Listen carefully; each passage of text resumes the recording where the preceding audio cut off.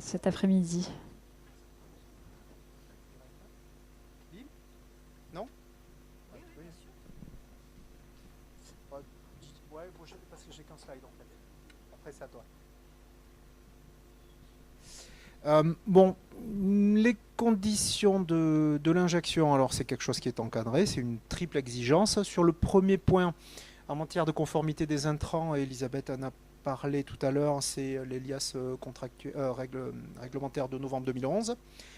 En tant qu'opérateur, avec Didier, on va plutôt insister sur le 2 et le 3 parce que ça a été des questions, c'est des points sur lesquels on a échangé à la pause.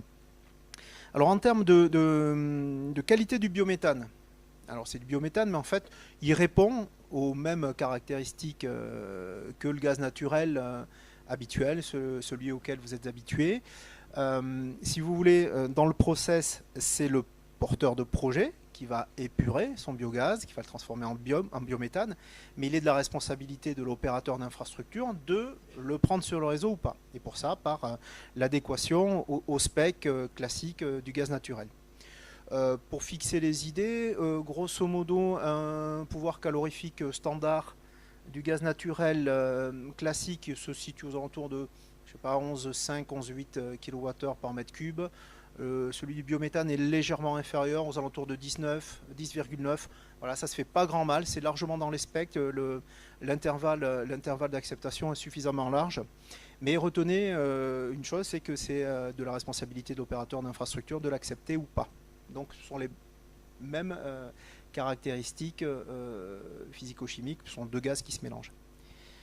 Pour le point numéro 3, en matière de quantité injectée, donc là on va rentrer un petit peu dans la mécanique de dimensionnement ou des schémas d'infrastructure, savoir où est-ce qu'on peut raccorder, sur quelle maille. Alors grosso modo, le cas dimensionnant il se fait plutôt à l'été, c'est-à-dire que de manière quotidienne, votre production doit être en mesure d'être enlevée par les consommations d'une maille. Alors après, une fois qu'on a dit ça, ça ne veut pas dire que si ces caractéristiques-là ne sont pas respectées, on refuse le projet. On va rentrer là dans une démarche un peu plus concertée qui a été évoquée dans le I sur V. On va aller réfléchir à, bon, sur le réseau de distribution, ma maille ne me donne pas assez de consommation, donc je vais plutôt réfléchir à augmenter cette zone de chalandise.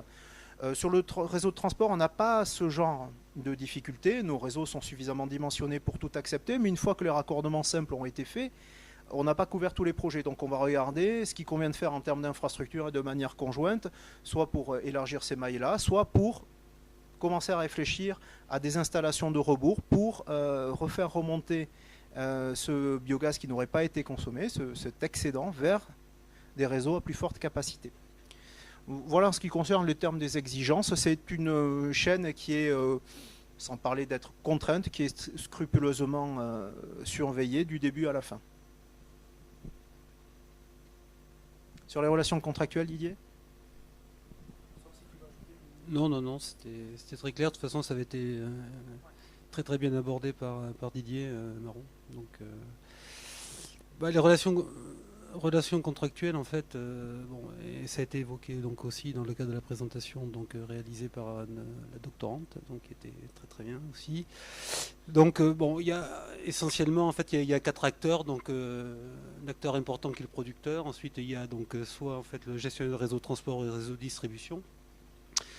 Donc le fournisseur et le consommateur. Et là en fait il y a trois types de contrats essentiellement, quoi. Donc il y a des contrats qui sont plutôt des contrats donc techniques, qui sont des contrats soit de raccordement, soit des contrats d'injection, qui gèrent donc d'une part et le raccordement, d'autre part donc et les conditions de l'injection.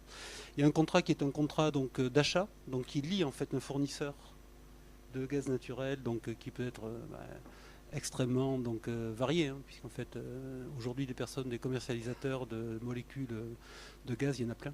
Il y en a plein. Hein. Donc vous allez sur le site de la CRE, je crois qu'il y en a 47 référencés en France, alors qu'ils ne sont pas présents sur tous les périmètres géographiques, mais bon, voilà, il y en a plein. Et donc le dernier, en fait, c'est le consommateur qui décide ou pas de souscrire une offre de gaz vert. Donc je rentre un peu dans le détail. Donc ce qui est de la responsabilité en fait du producteur, c'est la maîtrise en fait des intrants sur des pas de temps qui sont longs, la maîtrise des plans d'épandage, ce qui est un corollaire important, puisqu'en fait, quand on soumet un dossier, donc la DDTM, dans le cadre d'une ICPE, donc on s'aperçoit qu'en fait, autant donc rassembler des porteurs de projets, donc 10, 12 agriculteurs ou en fait une coopérative donc autour de la mise à disposition d'intrants, c'est relativement facile, c'est-à-dire qu'en fait les volumes on les atteint assez rapidement. Par contre là où en fait donc il y a un vrai travail donc de précision à faire et d'observation qui est réalisé, c'est donc avant de mettre la signature en bas de l'autorisation donc de l'ICPE, donc c'est tout ce qui traite en fait à l'épandage, donc aux surfaces en fait sur lesquelles on va donc épandre les digestats. Donc ça c'est une partie qui occupe beaucoup en fait dans la constitution du dossier. C'est une partie extrêmement importante, extrêmement fine, et je pense que François donc nous en dira 2 mots là-dessus, donc puisque bon, on travaille beaucoup là-dessus, un accompagnement des porteurs de projets sur cette thématique-là. Donc le producteur, il produit d'un biogaz brut, voilà, qui a une composition sur laquelle on retrouve de 50-60% de méthane, donc du gaz carbonique, du CO2, et puis donc voilà, donc de l'eau, des traces d'H2S, de NH3. Une fois qu'en fait ce biogaz est produit, il est épuré, donc on élimine en fait tout ce qui est donc autres éléments que le méthane. Et donc il y a un pré-contrôle de la composition du gaz.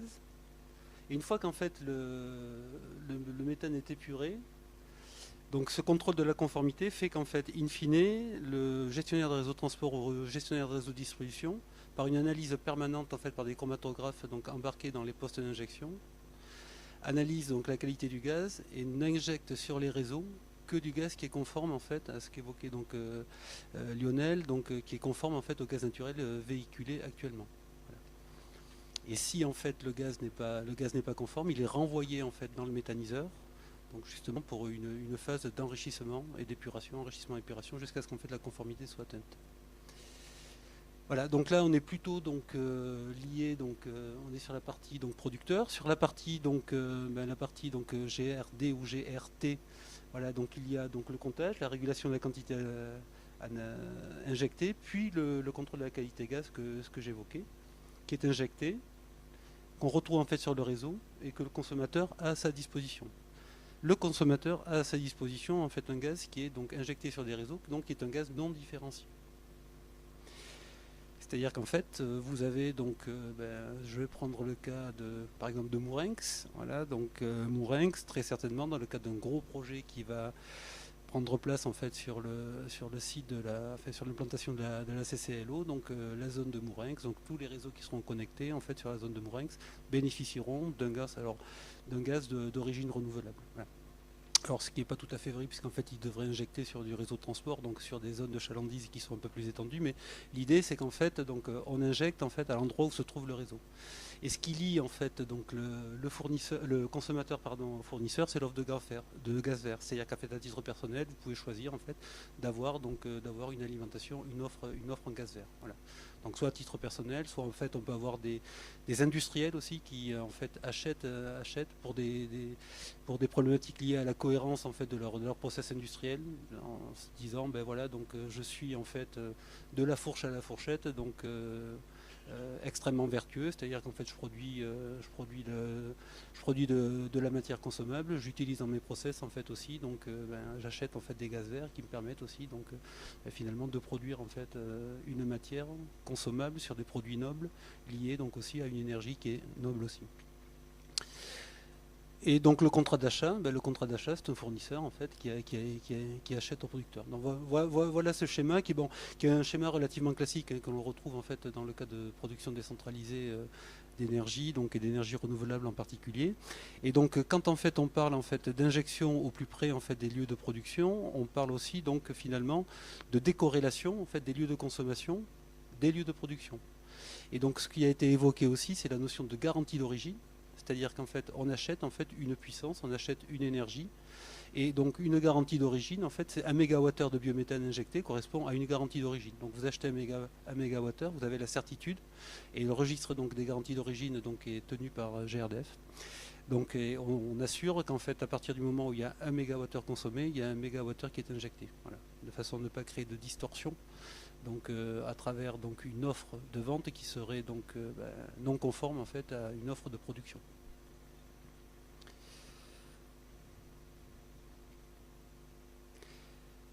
Alors, si l'on veut faire donc, oui, non, vous avez peut-être des questions, c'est bon.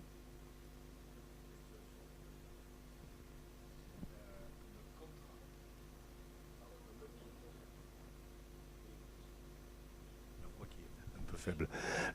Sur le contrat entre le producteur et le consommateur, il y a automatiquement l'intervention du fournisseur. Oui, Patrice, pardon. Le contrat entre le producteur. Oui. Prenons l'exemple de Mourenx, puisque oui. Tu l'as cité. Oui. Entre Fonroche et l'utilisateur final, Oui. Toi, tu interviens? Non. Le fournisseur, en fait, c'est Engie, EDF, Ineo, Gazprom, Enercop, voilà. Mais je veux dire, il y a un passage obligé. Ah oui, il y a un passage obligé. Oui, il y a un passage obligé. Ouais. Aujourd'hui, en fait, ce ne sont pas des gestionnaires de réseau, qui soient de transport ou de distribution, qui achètent. C'est séparé. On a évoqué donc juridiquement la séparation des activités. Voilà. Donc on est vraiment dans ce cadre-là. Vous avez une partie donc commercialisation qui est complètement sortie du scope en fait du domaine en fait des transporteurs et des distributeurs. Voilà. Et donc ça remonte en fait. Il n'y a pas très longtemps, enfin il n'y a pas très longtemps, une dizaine d'années, une quinzaine d'années. Donc je vais prendre le cas en fait de alors GRDF, nous appelions pas GRDF, nous appelions EDF, GDF Service, nous appelions Gaz de France, nous avions la particularité, et comme d'autres d'ailleurs, d'être complètement intégrés. C'est-à-dire d'avoir donc au sein d'une même structure à la fois des gens qui vendaient, des gens qui produisaient, des gens qui étaient techniciens, des gens qui exploitaient des réseaux, etc. etc. Voilà. La séparation des activités a fait qu'en fait on a aujourd'hui dans des choses qui sont extrêmement sectorisées. Voilà.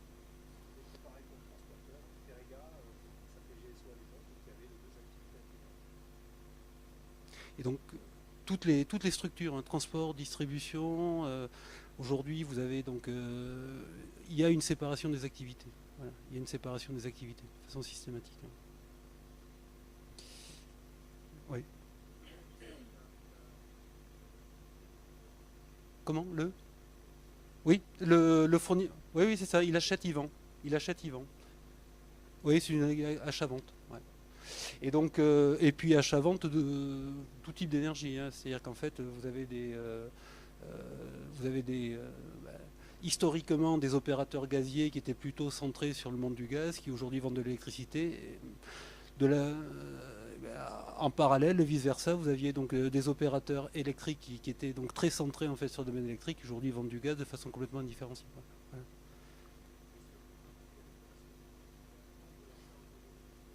L'odorisation, non. L'odorisation, c'est dans le cas de l'injection, c'est à la charge en fait du GRD ou du GRT.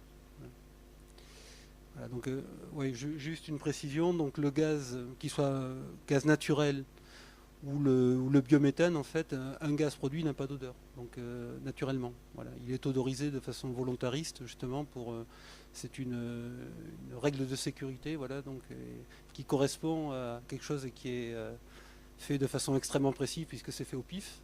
Enfin, mais je plaisante. Je plaisante. Non, mais je. Non mais pourquoi je vous dis ça? Parce qu'en fait c'est un texte qui est extrêmement précis et qui correspond en fait dans l'élaboration en fait du taux d'odorisation à la perception du nez moyen. Voilà. Donc c'était.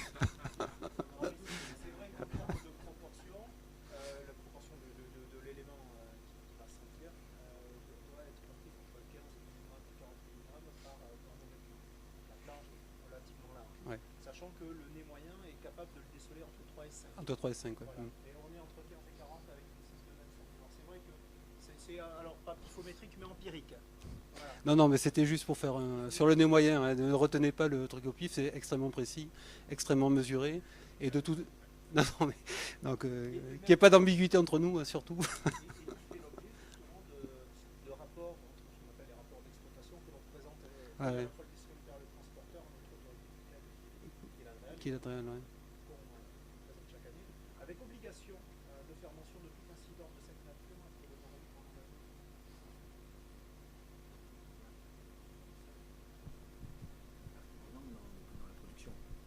que ne peut pas être le distributeur, donc le transporteur. Hein. Principe de spécialité, transporteur-distributeur, pardon, on n'aura pas d'argent à mettre en fait dans des projets. Voilà. Après, donc, sur la partie donc, fournisseur, vous pouvez avoir, donc aujourd'hui, ce sont des activités de type concurrentiel. Hein. Donc, concurrentiel, vous pouvez avoir des sociétés, hein, quelles qu'elles soient, en fait, qui peuvent aujourd'hui et demain décider en fait de rentrer en fait dans l'industrie en fait de la production du biométhane. Voilà. Faut bien avoir en tête deux choses en fait. Hein. C'est la partie donc tout ce qui est en fait domaine régulé et tout ce qui est du domaine concurrentiel. Le domaine régulé est extrêmement donc vous avez pu en avoir dans un exposé soutenu en fait sur le contenu réglementaire et les attentes des pouvoirs publics. Voilà, donc ça c'est du domaine régulé. Hein, voilà. Et puis après le domaine concurrentiel donc est un domaine en fait où en fait donc les pouvoirs publics aussi donc observent de près les choses, mais par contre donc il y a moins de spécialisation. Vous avez d'autres remarques? Donc bon là je reviens très rapidement, mais ça a été très bien présenté en fait les garanties d'origine, hein, voilà, donc qui permettent en fait de bénéficier d'offres. Hein, voilà. Donc très rapidement aussi, où en est-on aujourd'hui? Donc je vais vous faire un petit zoom. Donc alors ça c'était à janvier 2009. Donc il y avait 84 sites qui produisaient donc du biométhane et qui injectaient dans les réseaux. Vous avez à peu près une répartition. Donc je me suis aperçu que dans les sommes en fait il en manquait un. Donc je ne sais pas très bien où il se trouve, mais enfin les spécialistes le retrouveront peut-être, mais je ne l'ai plus en tête. Donc essentiellement en fait ce que l'on voit c'est que 84 on est aujourd'hui beaucoup en fait sur l'agricole, quoi. Beaucoup, 54 sites. Des déchets urbains, donc 4 sites. Donc les déchets industriels, 2 sites. Un bout de station d'épuration, 9. Donc les ISDND, installation de déchets, stockage des déchets non dangereux, en fait, des gaz de décharge, en fait, 4 sites. Ce que l'on peut dire rapidement, si en fait on veut peut-être, sans déflorer le sujet de François, puisqu'en fait il sera plutôt sur la part agricole, mais donc sur les bouts de stations d'épuration, il y a un projet porté donc par l'agglomération de Pau, pour la station d'épuration de Pau-l'Escar justement, donc qui a un projet en fait d'injection du biogaz produit à partir des bouts de stations d'épuration. Voilà, donc il y avait Eric Pournon qui est là-bas, donc qui connaît bien le sujet. Bon, là, vous avez une répartition en fait, aujourd'hui. Donc effectivement, ce que l'on peut observer, donc en nombre, mais qui ne préjuge pas en fait des puissances que ça représente. Donc en nombre, en fait, c'est effectivement donc il y a beaucoup de sites qui sont raccordés sur des réseaux de distribution. Donc pour GRDF 71, pour donc les ELD en fait qui sont des entreprises donc qui sont autres que GRDF, mais distributeurs autres que GRDF, 2 sites. Et pour les transporteurs, 10 sites, donc 2 sites pour Terega et donc GRT Gaz, 8 sites. Mais tout ce qu'a exposé donc Didier, donc tout ce qu'a exposé donc Lionel sur le fait qu'en fait les filières travaillent ensemble et de façon donc très collaborative, donc fait qu'en fait ces proportions-là qui en nombre donc signifient que c'est une vision donc à date. C'est-à-dire qu'en fait, demain, donc, avec des schémas directeurs de développement, avec donc, des critères de décision, donc, on aura donc, aujourd'hui, on aura demain donc, pas forcément des inversions, mais bon, des modifications significatives des nombres. Ce qu'il faut que vous ayez en tête aussi, c'est qu'au-delà des nombres, en fait, c'est la puissance raccordée. Hein. Sur les réseaux de distribution, retenez, donc en fait, on prend 150, 200, 250, 300 normomètres cubes. Voilà. Sur les réseaux de transport, comme disait Didier, nos limites, pratiquement, quoi. Donc, puisqu'en fait, les zones de chalandise sont non seulement régionales, interrégionales, voire internationales, voire même, en fait, avec des capacités de stockage associées. Donc, il n'y a pas de souci, donc voilà. Le point que l'on peut faire en suivant, voilà, si on veut donner à peu près une représentation, ce que vous évoquiez, donc on est de l'ordre d'1 TWh, donc voilà, et donc avec des perspectives, donc voilà, donc potentiellement, donc qui pourraient monter, donc aujourd'hui, alors là où c'est un peu complexe, c'est-à-dire qu'en fait, quand on met en rapport ce qu'aujourd'hui donc connaissent donc les distributeurs, les transporteurs en fait dans les demandes dont ils sont saisis quand ils cumulent en fait les potentiels, sous réserve en fait effectivement que les projets aillent au bout. Mais donc on est sur des des potentialités donc très rapides en fait de 8 à 10 TWh de gaz vert produits en 2021, donc au regard des nombres de projets dans les files d'attente GRDF, mais qui sont déjà donc finalement donc au rendez-vous de l'attente de la PPE telle qu'on nous la propose aujourd'hui. Donc on a fait un travail important de conviction donc vis-à-vis des pouvoirs publics. Alors voilà, donc sûrement que notre force de conviction n'a pas été suffisante. Mais ou que bon, ce qu'on évoquait avec Éric Pourredon, que les contraintes, donc la vision court-termiste, elle a emporté sur une vision plus en fait long-termiste, sur du long terme. Voilà. Donc voilà aujourd'hui ce qu'on connaît. Donc ça c'est du point de vue national. Et là c'est du point de vue donc la Nouvelle-Aquitaine, donc avec aujourd'hui de l'ordre d'une centaine de projets donc qui sont en file d'attente quoi. Voilà, avec donc une croissance assez importante de projets. Et là, je vais laisser la parole à François, puisqu'en fait, tu vas nous parler donc du beau printemps des gaz verts dans le Béarn.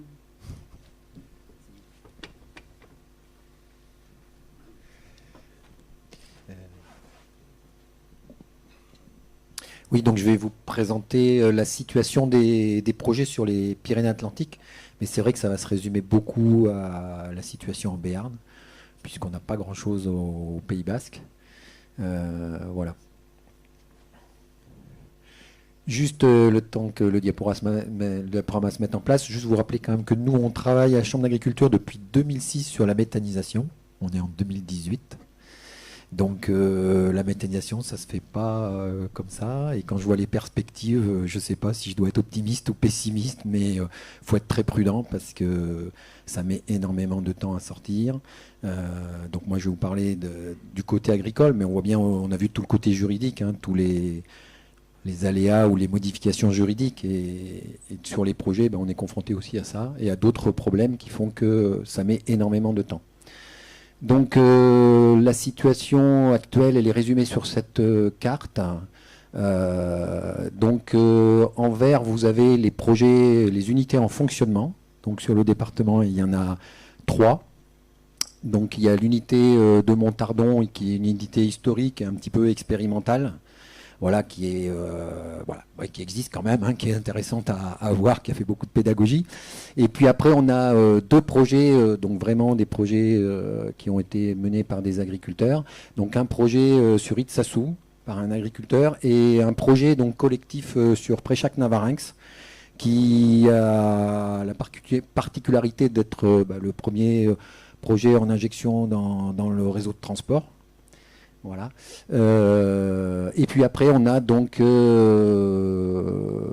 6 projets agricoles qui sont relativement bien avancés. Et donc le projet ici, qui est le projet de Fontroche. Voilà. Donc moi, je vais surtout vous parler des projets agricoles. Donc je ne sais pas comment on fait comme ça, je pense. Voilà. Donc l'unité du Pays Basque, c'est de la cogénération, une petite cogénération.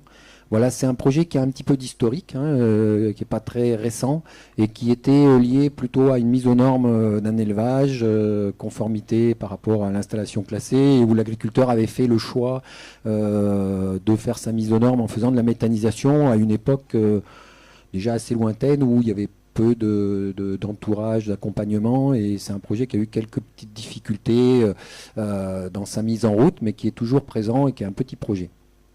Voilà. Donc la GPM, j'en ai dit quelque chose, donc un projet expérimental donc sur la GPM à Montardon, qui a aussi une longue histoire.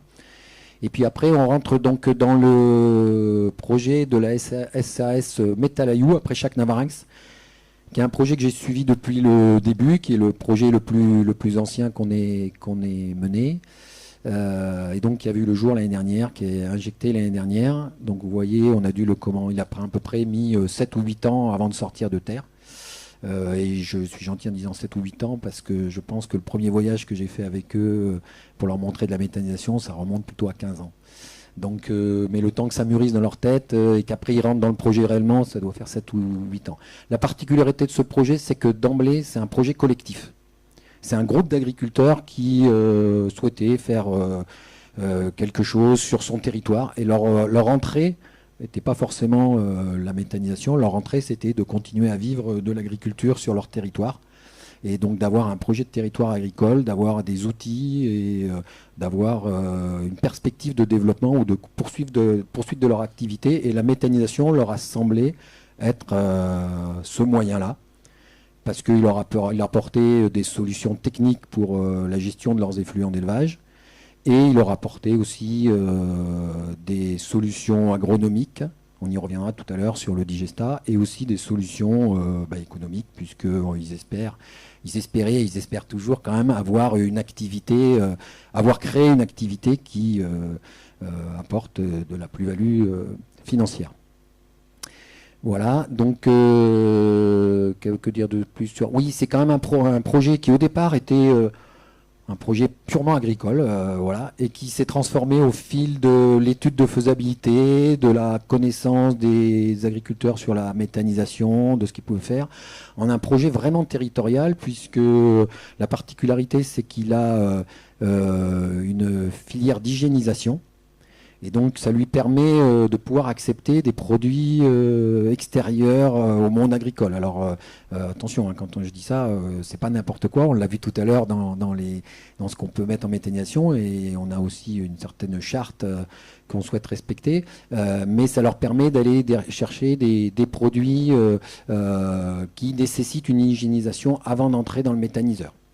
Voilà.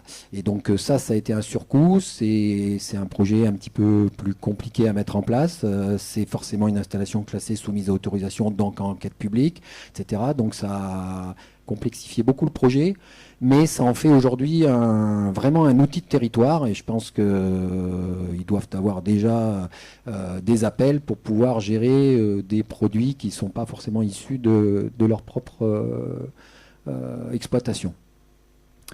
Voilà.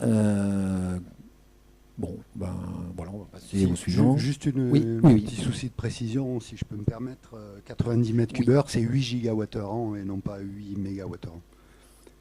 En bas, dernière ligne du projet Métalayou. Voilà, je ne les commande pas les chiffres. Pourquoi ? Parce que entre le moment où on a démarré, la fin et où ils en sont aujourd'hui, voilà, ça bouge. Et puis voilà, donc je suis resté. Hein, mais oui. Oui. Oui, d'accord. Voilà. Oui, tout à fait. Oui, ok. Non, mais vous avez raison. Voilà. C'est un projet aussi où les agriculteurs ont été assez loin dans leur raisonnement, puisqu'ils ont développé du photovoltaïque en autoconsommation pour toute la consommation électrique du méthaniseur. Ils ont fait le choix pour chauffer le méthaniseur, non pas d'utiliser le gaz, mais d'utiliser une chaudière biomasse, dont ils produiront eux-mêmes le bois. Voilà, c'est quand même un projet qui a été quand même bien pensé, je ne sais pas, je l'espère pour eux, mais en tout cas qui a fait marcher beaucoup de choses, et ils ont vraiment cherché à faire un projet complet, le plus intégré dans leur territoire. Voilà. Alors pourquoi ils ont produit la chaleur avec du bois et pas avec le gaz ? C'est parce qu'ils se sont dit le gaz ça se transporte facilement, et le bois on l'a localement. Donc c'est plus logique de réinjecter tout notre gaz dans le réseau pour pouvoir en faire profiter tout le monde que de transporter du bois que nous on a localement. Donc on fera le bois et on injectera le gaz. Voilà.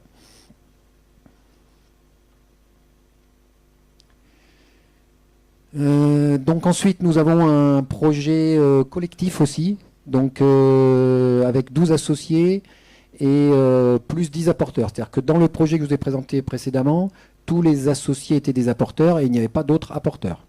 Là, dans ce cadre-là, il y a 12 associés qui portent le projet, mais pour faire marcher le méthaniseur et avoir les intrants, il y a 10 apporteurs qui ne sont pas dans le porteur de projet, mais qui conventionnent pour leurs produits. Voilà, c'est un projet qui est quand même assez aussi important, puisqu'il part sur donc 20 000 tonnes de matière brute par an, avec un objectif d'injection dans le réseau GRDF. Voilà, alors ce projet aujourd'hui, il il avance doucement. Il y a eu un petit peu des soucis dans le portage du projet, enfin des soucis, c'est pas des soucis. Dans un groupe comme ça, il y a des moments donnés, le porteur réellement de projet a un petit peu changé, donc il y a un petit peu de latence. Voilà, mais ça c'est un peu inéluctable dans tous les projets. Il y a des moments où les projets se mettent un peu en stand-by et puis redémarrent. Ensuite, et donc là c'est un projet qui restera en enregistrement. Enfin, le but est de rester en enregistrement, donc on utilise bien là ce fameux créneau juridique qui est venu à ce moment-là et qui nous aide bien pour rester en enregistrement et éviter l'enquête publique et des procédures très lourdes et longues. Voilà. Ensuite, nous avons le projet sur Artigloutan, qui est aussi un projet collectif, avec 11 associés. Et là, une particularité, c'est que il y a un 12e associé qui est le domaine de Serres. Alors, le domaine de Serres, pour ceux qui ne connaissent pas, c'est le centre d'entraînement hippique de Pau. 11 000 chevaux 11 000 chevaux parfois, 1100 chevaux en présence parfois. Donc, il y a à peu près 100 000 m3 de fumier. Et donc on avait par an, et on avait développé une unité de compostage il y a une quinzaine d'années, facile peut-être. Et on arrivait à un moment où la question de refaire la plateforme de compostage se posait, et tout ça, et ça nous a semblé opportun de dire non, il faut arrêter le compostage, il faudrait partir en méthanisation, il y a un très gros potentiel. Sauf que le domaine de Serres, c'est pas sa priorité, c'est pas ses compétences. Et au final, après des mois, voire des années de petit peu de tractation, le fumier du domaine de Serres donc, rejoint le projet d'Artigloutan. Et donc le domaine de Serres a contractualisé et est partie prenante et dans le portage du projet, de ce projet de méthanisation. Voilà, toujours de l'injection prévue dans le réseau. Et donc toujours essayer de rester dans un dossier enregistrement, donc vraiment que des effluents d'élevage, pas aller chercher d'autres coproduits qui pourraient nous amener dans une réglementation plus compliquée. Voilà. Donc j'ai dit enregistrement, on est en autorisation, pardon. Je m'excuse, on est passé en autorisation du fait d'avoir été chercher le domaine de Serres, alors qu'au début on voulait rester en enregistrement. Mais là, il y avait un intérêt. Par contre, vous voyez, on en a parlé tout à l'heure, on commence à toucher quand même des difficultés, ou disons des problématiques un petit peu non négligeables. C'est qu'on est sur un plan d'épandage de 2000 hectares. Alors bon, ça vous parle peut-être pas beaucoup, mais ça veut dire que là, les apporteurs du projet ne sont pas en capacité de fournir les terrains d'épandage. Et on est sur donc 80 exploitants qui vont prêter des terres. Donc c'est quand même un gros dossier à constituer pour cette partie-là.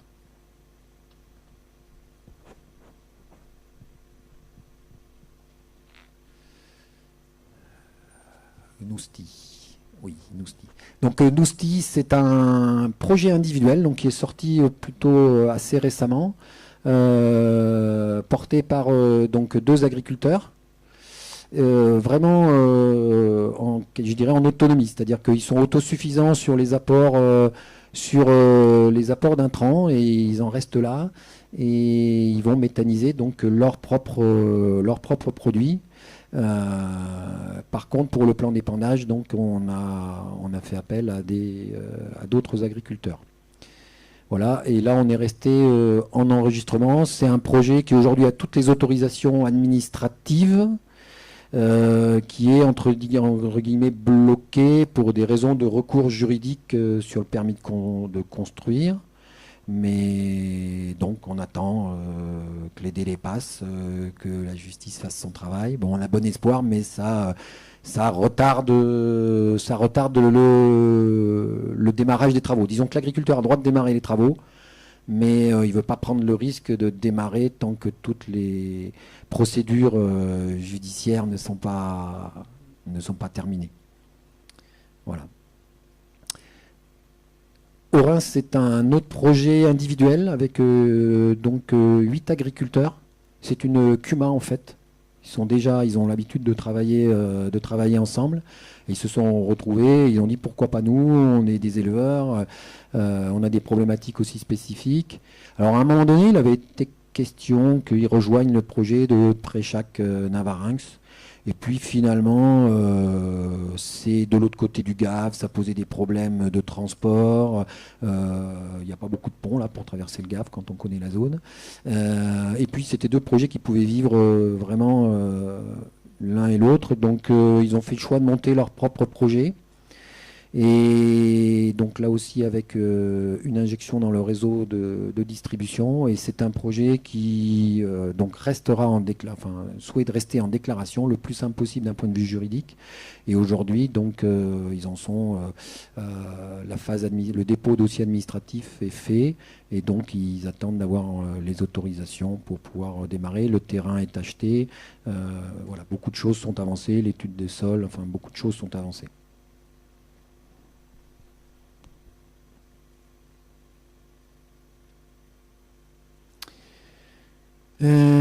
Précillon, un projet qui a vu le jour il y a un an. L'agriculteur est peut-être venu me voir il y a à peu près un an, qui avance très vite parce qu'il est porté par 2 associés uniquement. Et il y a 5 apporteurs, mais il n'y a que 2 associés. Donc les décisions se prennent assez rapidement. Par contre, c'est un projet qui a priori sera en cogénération. Parce que vu sa situation et vu l'exploitation, il y a des besoins de chaleur pour sécher du fourrage, voilà. Et donc pour l'instant il sort très bien, et comme il est assez petit, enfin il reste assez modeste, on va dire, il sort économiquement assez bien en cogénération. Donc a priori il restera en cogénération. Et là aussi, on en est au dépôt de la phase administrative, donc un projet qui avance assez vite. Pardis Pietat, c'est un projet, je dis individuel parce qu'il n'y a pas vraiment un groupe. En fait, c'est les 4 associés d'un GAEC, donc d'une même structure d'exploitation agricole. Donc qui monte un projet. Ce projet, donc là j'ai pas mis trop de chiffres, même pas du tout, parce qu'il est en train de se monter, mais il est quand même relativement avancé, il avance assez vite. Le choix du constructeur est même fait, donc c'est que les choses avancent assez vite. Par contre le dossier ICPE n'est pas encore constitué, est en cours de constitution. Voilà. Et ça sera une injection très probablement sur le réseau. Voilà. Et donc pour les projets agricoles, c'est tout.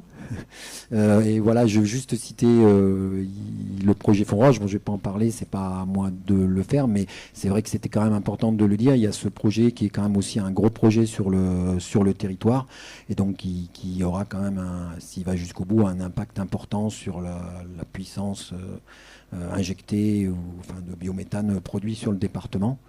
Voilà, qui est un projet porté par Fonroche. Voilà, je sais pas, moi je pense que c'est plus simple de répondre à votre question que de parler des projets, si vous avez des questions. Oui, s'il vous plaît, une question concernant ce que vous avez qualifié d'apporteurs sur les projets, alors que ce soit pour les projets qui ne sont pas autosuffisants au niveau des intrants ou au niveau plan d'épandage. Est-ce qu'il y a des contrats? J'imagine que oui. Et sur quelles perspectives, sur quelles échéances, 5 ans, 10 ans Alors, sur les apporteurs. Sur les apporteurs, c'est regardé par l'administration d'un point de vue réglementaire, mais c'est aussi surtout regardé par les banquiers. Donc là, on cherche à avoir une durée la plus longue possible et un minimum de 4-5 ans. Pour ce qui est des apporteurs agricoles, ce qui est la majorité de nos projets, ce que l'on fait aussi, c'est qu'on ne prend jamais tout le potentiel du territoire dans un rayon de 10 km. C'est-à-dire que tous les projets sont construits en disant, sur un rayon de 10 km, la puissance que l'on va monter ne doit pas dépasser en gros 50% du gisement potentiel, du gisement présent, pardon. De façon à se dire qu'une exploitation s'arrête pour X raisons, il y ait des gens qui frappent à la porte en fait. Donc c'est un petit peu la sécurité que l'on se donne, c'est de dire sur le territoire, il y aura toujours un potentiel. Alors il faudra peut-être aller le négocier, s'il n'est pas venu au début, mais le potentiel sera là. Voilà. Et sur les